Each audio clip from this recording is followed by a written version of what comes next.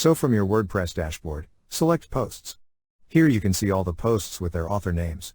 Now you can go to the profile icon on top right and edit your profile. Or you can go to Users and select Profile from here. Now the profile page will open.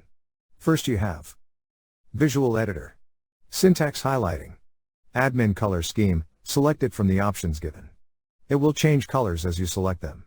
Then we have Keyboard Shortcuts from which you can enable keyboard shortcuts for comment moderation. You can more information about it from here. Next is Toolbar, show toolbar when viewing the site. Then username which cannot be changes from here. Then we have first name and last name. Next is nickname and display name publicly as. After that contact info, in which add your email and website link. Then your biographical info and profile picture. You can change your profile picture on Gravatar from here. Then we have new password with set new password button and log out everywhere else button in sessions. Next is applications passwords. You can add new application password name here and click on this add new application password button. Once done, click on update profile to save your changes. So this is how you can edit author profile. Thank you for watching.